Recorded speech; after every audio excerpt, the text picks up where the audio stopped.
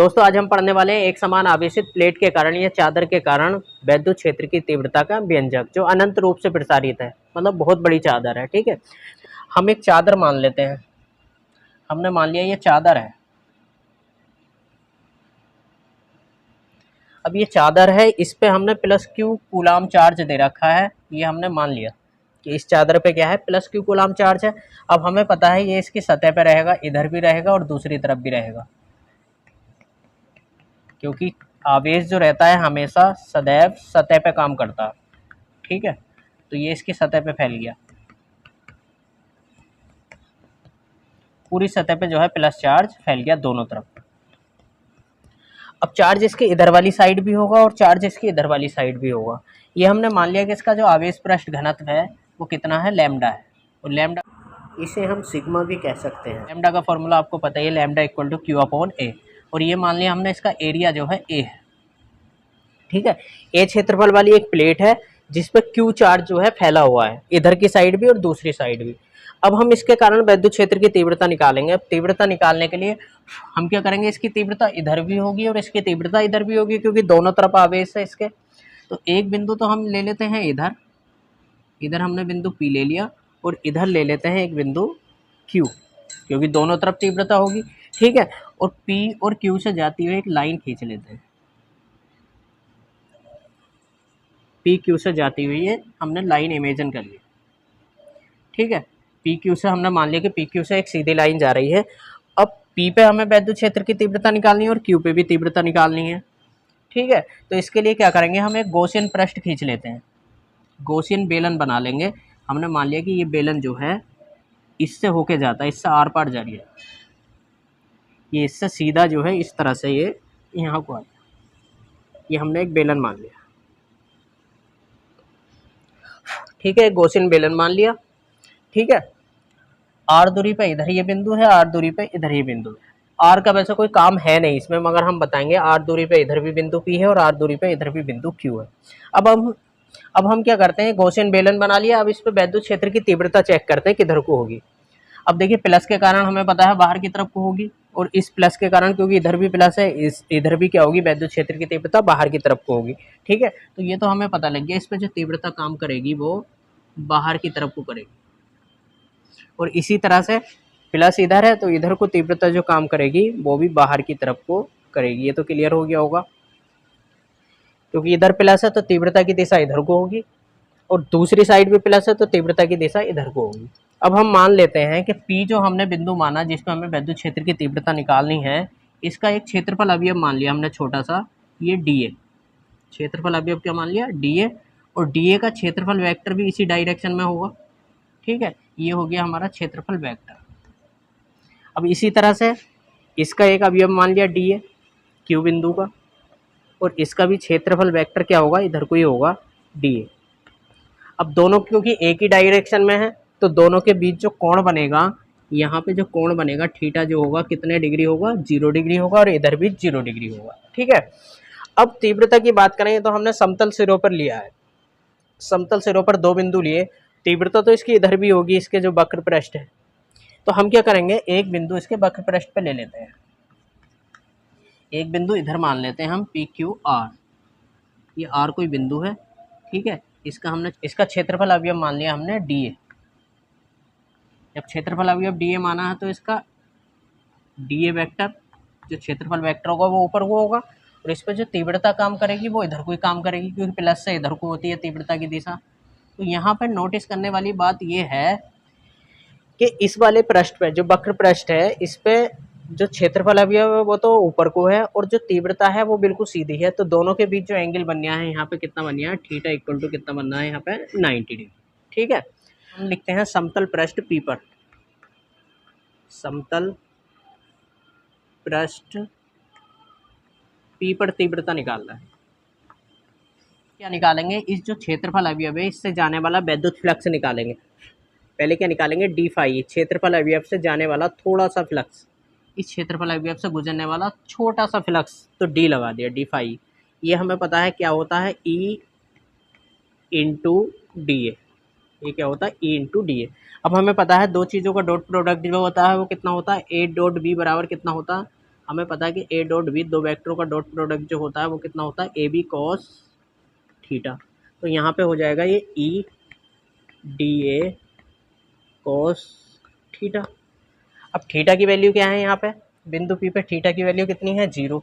Theta equal to 0 degree रखने पर, जब थीटा इक्वल टू 0 डिग्री रखेंगे तब हमारा डी फाई बराबर हो जाएगा E into D A into cos 0 degree, और कोस 0 की वैल्यू होती है 1, तो ये हो जाएगा E into D A into 1, क्योंकि कोस 0 की वैल्यू 1 हो गई तो बराबर ये आ गया ई डी ए। तो ये हमें पता लग, अब ये हमें पता लग गया कि इससे जो गुजरने वाला जो विद्युत फ्लक्स है उसका मान कितना है, ई डी ए है। मगर हमें तो पूरे का निकालना है, पूरे पृष्ठ से गुजरने वाला, तो पूरे पृष्ठ से गुजरने वाला निकालेंगे तो इस पे जो है हम इंटीग्रेशन ले लेंगे, d phi E equal to integration E d A. ठीक है, अब जैसा कि हमें पता है इंटीग्रेशन डिफरेंशिएशन को कैंसिल कर देता, तो ये हो जाएगा हमारा फाई ई इक्वल टू, यहाँ पे ई बाहर आ जाएगा क्योंकि ई तो फिक्स्ड क्वांटिटी है, और ये जो है डी ए का डिफरेंशिएशन हो जाएगा, तो बराबर ये हो जाएगा ई, सॉरी क्योंकि ई तो फिक्स्ड क्वांटिटी है, डी ए का इंटीग्रेशन हो जाएगा तो डी ए हो जाएगा हमारा ए। तब हमें ये पता लग गया बिंदु पी पर जो वो है बिंदु, हमें ये पता लग गया कि बिंदु पी से गुजरने वाला जो विद्युत फ्लक्स है उसका मान कितना है, ई इंटू ए है, ई ए है। ठीक है, इसी प्रकार बिंदु क्यू पर, अब समतल पृष्ठ क्यू पर निकालने की आवश्यकता नहीं है, जितना विद्युत फ्लक्स पी वाले पृष्ठ पे होगा इतना ही क्यू वाले पृष्ठ पर होगा, तो बस खाली ये लिख देंगे इसी प्रकार फाई ई बराबर ई इंटू ए। ठीक है, अब ये हमने दोनों पृष्ठों से गुजरने वाला विद्युत फ्लक्स निकाल लिया, पी वाले पृष्ठ से और क्यू वाले पृष्ठ से। अब आर वाले वक्र पृष्ठ से, ये आर वाला पूरा है ये पूरे बेलन का, ठीक है, तो अब लिखेंगे वक्र पृष्ठ आर पर, वक्र पृष्ठ आर पर। अब आर पे क्या होगा, आर पे विद्युत फ्लक्स निकालते हैं, इससे गुजरने वाला विद्युत फ्लक्स डी फाई बराबर ई इंटू डी ए बराबर, इसका डॉट प्रोडक्ट लेंगे तो ये हो जाएगा ई डी ए कोस थीटा। अब यहाँ पे थीटा की वैल्यू क्या है, डी ए और ई के बीच जो एंगल है वो कितना है, 90 डिग्री है, तो यहाँ पे हम क्या करेंगे, थीटा इक्वल टू 90 डिग्री रखने पर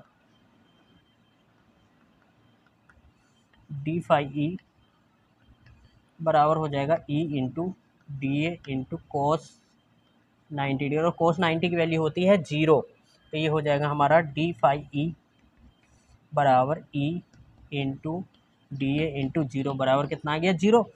अब ये इस छोटे से क्षेत्रफल से गुजरने वाला फ्लक्स 0 आ गया, तो इसलिए पूरे पृष्ठ से गुजरने वाला फ्लक्स भी जो होगा इसका इंटीग्रेशन कर लेंगे, डी फाई बराबर 0, तो यहाँ से फाई बराबर कितना आ गया, 0। तो इसका मतलब ये हो गया कि जो है इस पूरे वक्र पृष्ठ से गुजरने वाला जो विद्युत फ्लक्स का मान है वो 0 है। अब कुल फ्लक्स का मान निकालेंगे, कुल कितना हुआ, कुल विद्युत फ्लक्स, इसलिए कुल फ्लक्स कितना हो जाएगा, पूरे बेलन से गुजरने वाला कुल फ्लक्स हमारा हो जाएगा फाई ई बराबर, कुल फ्लक्स जो होगा वो कितना होगा, पी वाले पर प्लस क्यू वाले पर प्लस वक्र आर वाले पर, पी पर प्लस आर पर प्लस क्यू पर।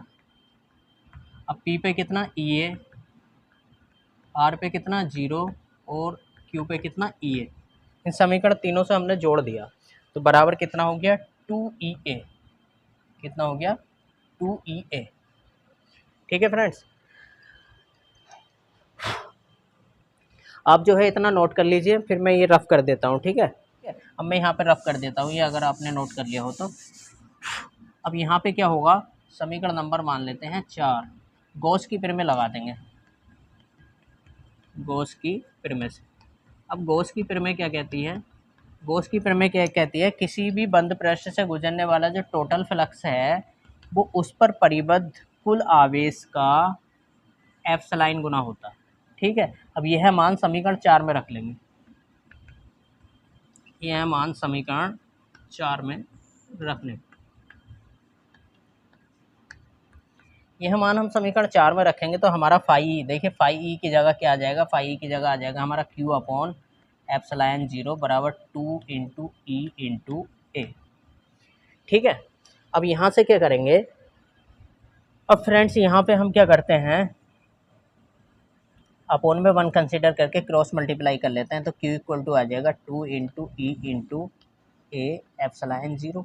अब Q के अपॉन में A ले आते हैं तो Q upon A equal to ये आ जाएगा 2 इंटू ई इंटू एप्सिलॉन 0। अब Q अपॉन A जो होता है, Q अपॉन A जो होता है हमारा, ये होता है हमारा आवेश पृष्ठ घनत्व। ठीक है, अब Q दोस्तों ये बन गया हमारा आवेश पृष्ठ घनत्व, Q upon A equal to sigma, sigma रखने पर तो ये हो जाएगा sigma equal to 2 into E into epsilon 0। यहाँ से E की वैल्यू निकालेंगे तो E इक्वल टू ये हो जाएगा सिग्मा अपॉन 2 एप्सिलॉन 0। ठीक है, ये आ गया किसी प्लेट के कारण किसी बिंदु पर वैद्युत क्षेत्र की तीव्रता का सूत्र। ये हमने वायु में रख रखी थी तो एप्सिलॉन 0 है। अगर अन्य माध्यम है तो यहाँ पे क्या कर देंगे, अगर अन्य माध्यम है तो एप्सिलॉन 0 की जगह एप्सिलॉन लिख देंगे, एप्सिलॉन 0 के लिख देंगे। तो ये किसी अन्य माध्यम में रखी है, मान लिया किसी रुई वगैरह में आपने रख रखी है तो ये हो गया। तो ये था किसी आवेशित प्लेट के कारण वैद्युत क्षेत्र की तीव्रता का व्यंजक ज्ञात करना। ठीक है।